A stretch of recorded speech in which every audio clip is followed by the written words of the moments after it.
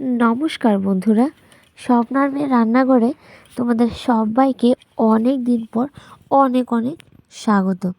তোমরা সবাই ভালো আছো আর আমিও ভালো আছি।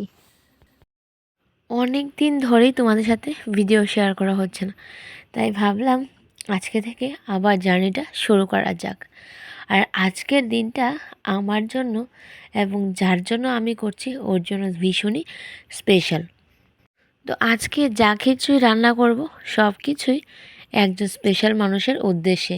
আর সেটা কে, তাকে দেখার জন্য একটু ওয়েট করো। আর তার জন্য কি কি রান্না করছি সেটা শুনে নাও।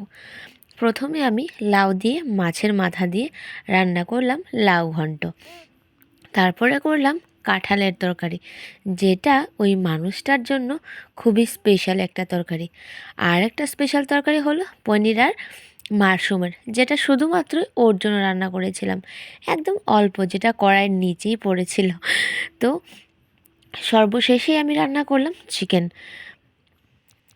আজকে আমি অনেক কিছু রান্না করেছি। আজকে যে মানুষটার উদ্দেশ্যে রান্না করছি তাকে আমি আইবুড়ো ভাত দেব, আর হয়তো একটু পরেই তোমরা দেখে নেবে। তো রান্না করতে করতে আমার হাল কিন্তু পুরো বেহাল হয়ে গেছিলো। হ্যাঁ, তো রান্না টান্না করে স্নান করে সোজা চলে এলাম যার আজকে আইবুড়ো ভাত, তাকে একটু শাড়ি পরিয়ে রেডি করিয়ে দিচ্ছিলাম। তোমরা হয়তো তাকে দেখেই চিনে নিয়েছো। হ্যাঁ, সেটা আর কেউ নয়, সেটা আমার মেজো বোন। আমার ভিডিওতে অনেকবারই হয়তো আমার এই বোনটাকে দেখতে পেয়েছো। আর এই বোনের আমার লাইফে অনেক বড় জায়গা, যেটা আমি তোমাদের বলে বোঝাতে পারবো না। হ্যাঁ, যখন তাকে শাড়ি পরাচ্ছিলাম তখন শুধু মনের মধ্যে একটা কথাই আসছিল, যে বোনটা তো এখন অন্য কারোর হয়ে যাবে। তো কিছু তো করার নেই, যেটা আমাদের মেয়েদের নিয়ম, যে নিজের বাড়িতে থেকে অন্যের বাড়িতে যেতে হয়। তো তাই আমার বোনটাকে আমি আইবুড়ো ভাত দেওয়ার জন্য আজকে অনেক কিছুই রান্না করলাম। আর রান্না করে সুন্দর করে থালার মধ্যে সাজিয়ে একটা একটা করে রেডি করে নিয়েছি। আর তরকারি রান্নার সাথে সাথে আরও অনেক কিছুই করেছিলাম, সেটা তোমাদের সবগুলো ভিডিওতে দেখাতে থাকবো। আমি কি কি রান্না করেছি, হয়তো রান্নাগুলো সবগুলো তোমাদের দেখাতে পারিনি, কিন্তু কি কি ওকে বানিয়ে খাওয়ালাম সেগুলো সব কিছু তোমাদের দেখানোর চেষ্টা করছি। তো ওর জন্য আমি একটু পায়েসও রান্না করেছিলাম, যেহেতু আইবুড়ো ভাত বলে কথা, তাই একটু পায়েস না দিলে কিন্তু নাই হয়। তো পাপাই এদিকে অনেকটাই এক্সাইটেড ছিল যে ওর মেজমানি ওর বাড়িতে এসে আইবুড়ো ভাত খাবে এবং ওর সাথে অনেকটাই আনন্দ করবে। তো আমি আর বাবাই মিলে অনেকটা টাইম ওর সাথে সময় কাটানো হলো।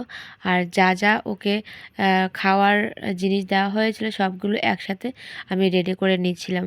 ঠিক আছে, তো এই যে দেখো, মোটামুটি কিন্তু আমি সব কিছুই রান্না করেছি।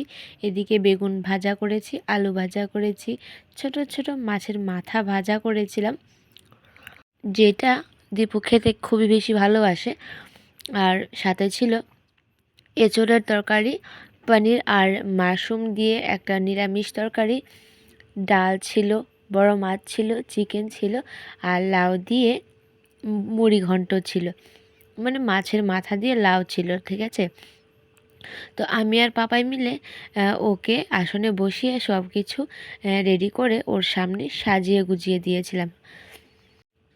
ওকে দেখে ভীষণই খুশি লাগছিল যে ওর লাইফে আইবুড়ো ভাত হবে, সেটা হয়তো ও ভাবতেও পারেনি, যেটা আমরা দু বোন দিয়েছিলাম। তো সব কিছু সাজিয়ে গুজিয়ে প্রথমেই ওর জিজু ওকে আশীর্বাদটা করে নিয়েছিল।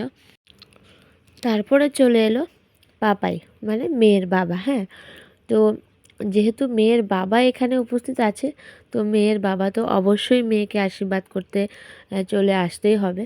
তো তারপরে পাপাইয়ের মানিকে ধান দুব্বা দিয়ে উলুলুটা করে নিয়েছিল, তারপরে খাইয়ে দিয়েছিল পায়েস।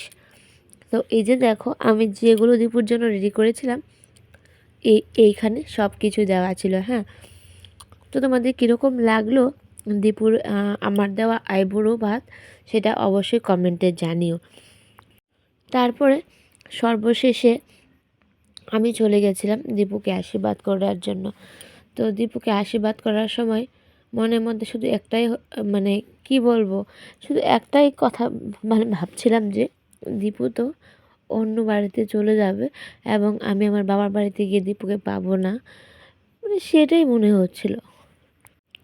এই কষ্টটা শুধু তারাই বুঝতে পারবে যাদের নিজেদের বোন আছে এবং নিজেদের বোনদের থেকে দূরে চলে গেছে, মানে বিয়ে হয়ে গেছে, শুধু তারাই বুঝতে পারবে এই কষ্টটা কতটুকু কষ্ট।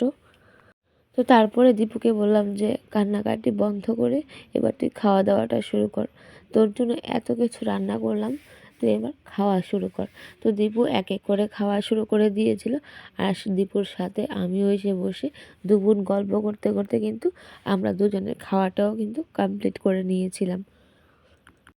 আমার মতো তোমাদের কার কার বোন আছে এবং কাদের কাদের বোনদের বিয়ে হয়ে গেছে অবশ্যই কিন্তু কমেন্টে জানিও।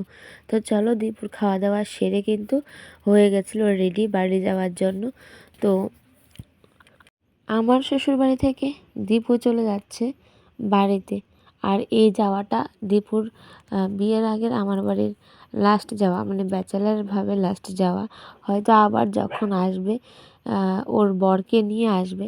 তো খুবই খারাপ লাগছিল যখন দীপু চলে যাচ্ছিল, পুরো অন্তরটা ভেঙে গেছিলো যে বোনটা চলে যাচ্ছে।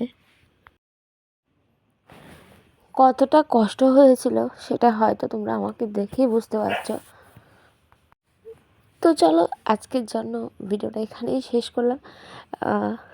আমার বোনকে আশীর্বাদ করবে সবাই, ও যেন ভালো থাকে, সুস্থ থাকে এবং ভালোভাবে সংসার করতে পারে।